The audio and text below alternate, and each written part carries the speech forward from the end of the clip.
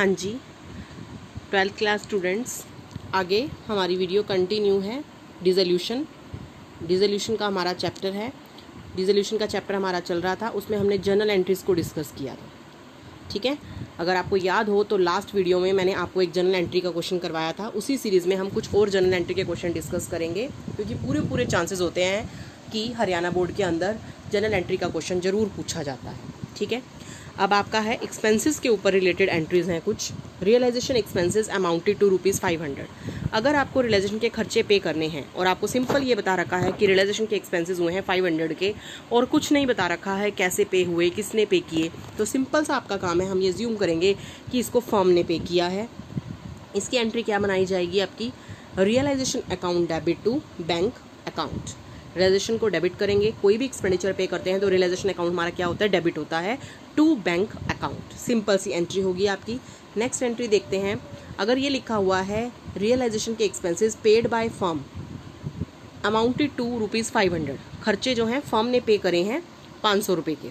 साथ साथ ये भी लिख दिया कि partner has to bear the expenses, partner को बियर करने दो। फर्म ने पे कर दिए, लेकिन जिम्मेवारी किसकी थी? पार्टनर ने ली हुई थी कि मैं पे करूंगा। तो इस केस में हमारी एंट्री में क्या होगा? रियलाइजेशन को डेबिट नहीं करेगी फर्म किसको डेबिट करेगी? फर्म पार्टनर के कैपिटल अकाउंट को डेबिट करेगी ऐसे केस में, अगर ये बात लिख दी गई है। क्योंकि इसका मतलब ये हुआ कि फर्म ने पे तो करे, लेकिन किसके बिहाफ पे किए?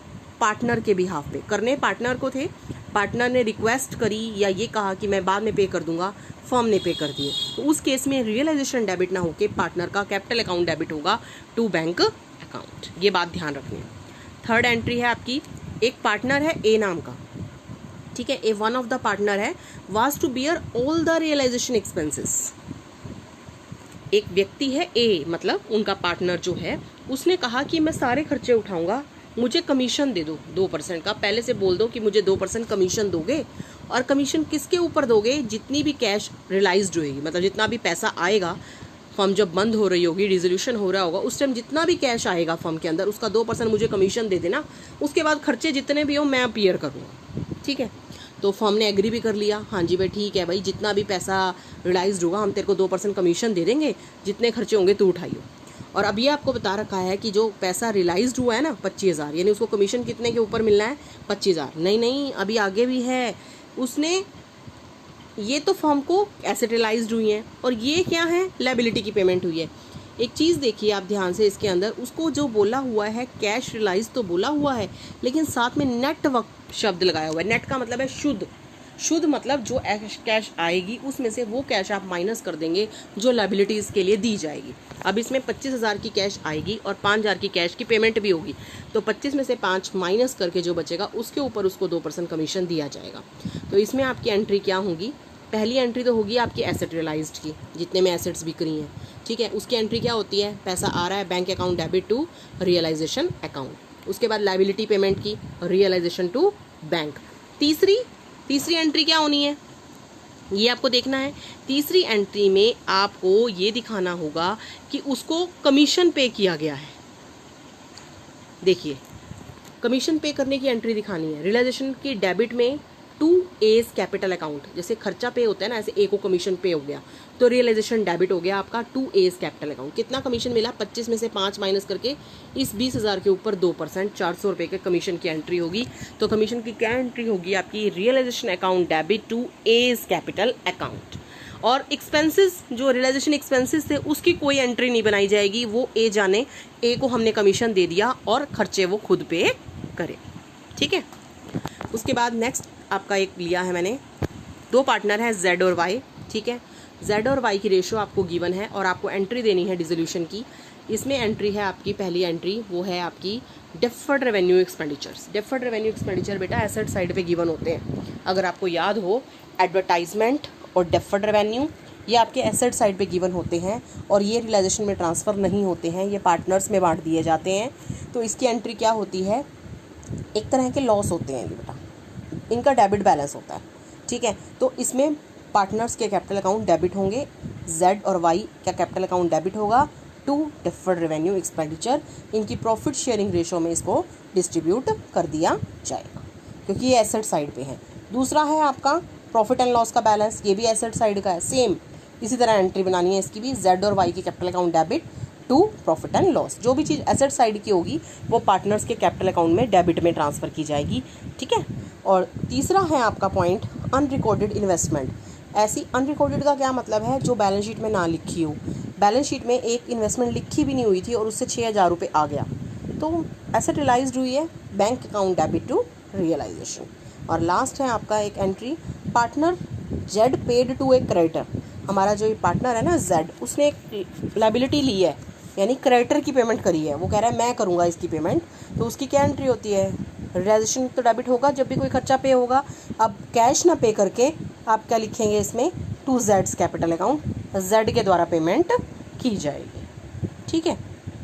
ये ध्यान रखना है आपने। एक और क्वेश्चन है नेक्स्ट सीरीज में, ए और बी पार्टनर है, profit sharing ratio equal, firm dissolve हो गई जिससे लॉस हो रहा है, बता रखा है भाई रियलाइजेशन के अंदर लॉस आया है। उस डेट पे कैपिटल अकाउंट के अंदर ए का क्रेडिट बैलेंस 20,000 था, बी का क्रेडिट बैलेंस 3,000 था। जो होता है नॉर्मल बैलेंस, क्रेडिट मतलब उनको लायबिलिटी हो गई फर्म की, फर्म ने देना है, और कैश में बैलेंस हमारे पास पड़ा था 20,000। आपको जनरल एंट्री देनी है, जो ये लॉस हुआ है ना, इस लॉस को कैपिटल अकाउंट में डालने की, पार्टनर्स के कैपिटल अकाउंट में ट्रांसफ़र करने की और फाइनल पेमेंट करने की क्रेडिटर्स को।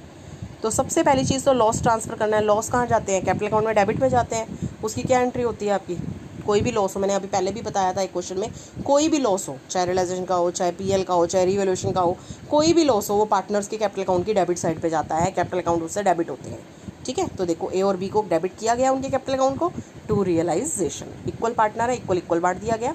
उसके बाद उनको फाइनल पेमेंट करनी है ए और बी के कैपिटल अकाउंट के अंदर जाके। क्या पेमेंट की एंट्री होती है, ए और बी की कैपिटल दी जा रही है, A capital account debit, B capital account debit to bank. अभी अमाउंट कहाँ से पता लगे, इसके लिए आपको छोटा सा कैपिटल अकाउंट बनाना पड़ेगा। कैपिटल अकाउंट कैसे बनेगा, बिल्कुल सिंपल है, कैपिटल अकाउंट बनाने में कोई प्रॉब्लम नहीं आएगी आपको। कैपिटल अकाउंट में क्या होगा आपका, देखिए कैपिटल अकाउंट में जब आप बनाएंगे कैपिटल अकाउंट, ठीक है, कैपिटल अकाउंट के अंदर दो पार्टनर जो भी आपके हैं उनके अकाउंट आप ओपन करेंगे ए और बी के, ठीक है, ए और बी। आपने सबसे पहले तो जो उनका बैलेंस गिवन है ना वो लिख लेना है यहाँ पे, जितना बैलेंस गिवन है, और जो उनका लॉस आपने बांटा है ना उस लॉस को यहाँ पे लिख लेना है। उसके बाद जो पेमेंट आएगी, बैलेंस आएगा, वो यहाँ आपने दिखाना है, ठीक है। देखते हैं कहाँ था हमारा क्वेश्चन, जो पेमेंट हमने करके दिखानी थी। क्वेश्चन के अंदर देखते हैं बैलेंस कितने हैं, बैलेंस कितना था उनका। शुरू में क्वेश्चन में आपको क्या बैलेंस गिवन है दोनों का कैपिटल अकाउंट का, पहले तो वो देखिए कितना बैलेंस गिवन है दोनों का, 20 और 30, 20,000 और 30,000 रुपये का बैलेंस गिवन है, और 15-15 हज़ार का लॉस हो गया है, ठीक है। तो 20,000 और 30,000 उनकी कैपिटल बैलेंस है, 20,000 और 30,000। यहाँ आप लिखेंगे 20,000 यहाँ लिखेंगे और 30,000 आप यहाँ लिखेंगे। और लॉस कितने का हुआ है, 15 का इसको, 15 का इसको, मैं शॉर्ट फॉर्म में लिख रही हूँ। 20,000 में से 15,000 जब माइनस होंगे तो ए का आएगा 5,000, 30 में से 15 होंगे तो इसका कितना आएगा 15,000, ठीक है। तो वापस चलते हैं अपने क्वेश्चन पे, देखते हैं क्या इतनी ही पेमेंट की गई है। देखिए ये देखिए है ना, उतनी की उतनी पेमेंट। ए के कितने निकले थे 5,000 जब हमने कैपिटल अकाउंट बनाया, और बी का कितना निकला था 15,000, तो वो उतनी पेमेंट उनको कर दी जाएगी, ठीक है। तो ये कैपिटल अकाउंट की एंट्रीज थी आपकी। उसके बाद बढ़ते हैं आगे, एक और लिया है मैंने, थोड़ा सा और ज़्यादा एंट्रीज हैं इसके अंदर, कंसेप्ट आपको क्लियर हो जाए, इतना न्यूमेरिकल कराने का मेरा पीछे पर्पस ये है। तो पहली एंट्री है, लोन है 10,000 रुपये का, पार्टनर ने दे रखा था, फर्म को रिफंड करना है, पार्टनर के लोन की एंट्री है। ये रियलाइजेशन में तो जाता ही नहीं, जो चीज़ रियलाइजेशन के अंदर नहीं जाती, कैपिटल और लोन, उनकी एंट्री में रियलाइजेशन शब्द नहीं इस्तेमाल होगा, ठीक है। तो लोन है किसी भी पार्टनर का है, तो आप नाम नहीं बता रखा, loan account debit to bank कर देंगे, सिर्फ नॉर्मल एंट्री होगी आपकी, loan account debit to bank, partner सा लोन टू बैंक, ठीक है। उसके बाद नेक्स्ट एंट्री है, एक्स नाम का एक पार्टनर है, उसने एक एसेट खरीद ली है 300 रुपये की, तो अब पार्टनर का नाम आएगा, उसने एसेट खरीदी है, तो X capital account debit to realisation account, clear. उसके बाद थर्ड एंट्री है, प्रॉफिट एंड लॉस का डेबिट बैलेंस गिवन है, फिर वही डेबिट बैलेंस गिवन है, यानी एसेट साइड पे डेबिट बैलेंस गिवन है, तो लॉस है, लॉस है तो कैपिटल अकाउंट क्या होने हैं, डेबिट होने हैं, एक्स वाई जेड के कैपिटल अकाउंट आपको डेबिट करने पड़ेंगे, और टू प्रॉफिट एंड लॉस, ठीक है।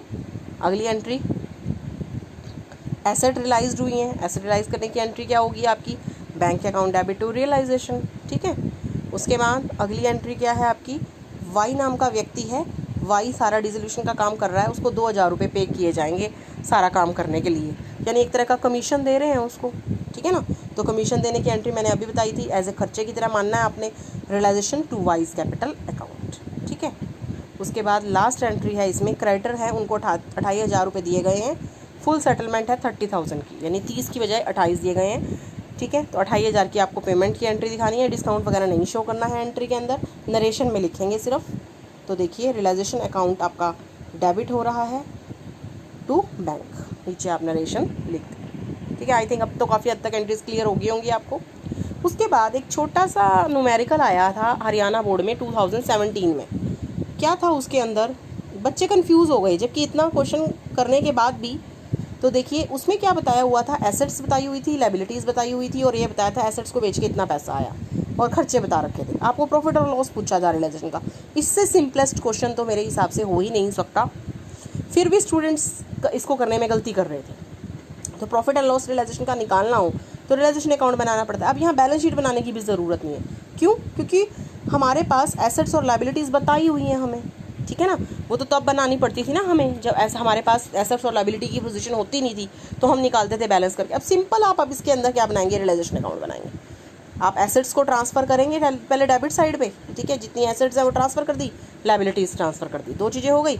अब एसेट रियलाइज्ड आपकी 420 की है, और खर्चे आपको पे करने हैं इतने के, और एक ये लायबिलिटी आपको पे करनी है।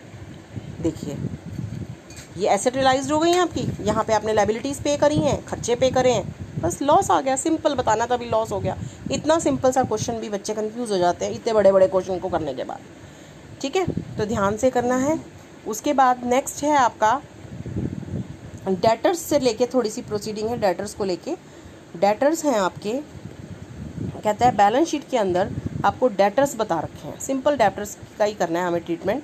क्या है, डेटर्स बता रखे हैं 2 लाख के, और उनका प्रोविज़न दिखा रखा है 10,000 का। इनका दिखाने का क्या पर्पस है, इसमें सिर्फ डेटर्स की प्रोसीडिंग है।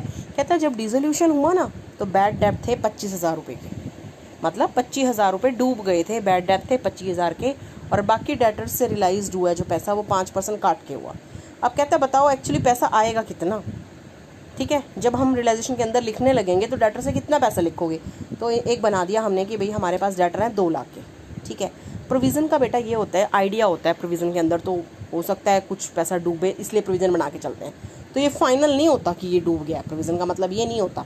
लेकिन अब फाइनल चीज़ आपको इसमें बता दी गई है, भी डूबा कितना है, कितना डूबा है। बैड डेट कितने के हुए हैं, 25,000 के हुए हैं। पहले 25,000 आप वो लेस करेंगे, उसके बाद जो आएगा उसमें से 5% एज एन प्रोविज़न के नाम का आप कट करेंगे, 5% निकाल के। उसके बाद जो आएगा आपका वो होगा आपका अमाउंट रियलाइज फ्रॉम डेटर, जो आपको क्वेश्चन में फाइंड आउट करने के लिए कहा गया है। ठीक है।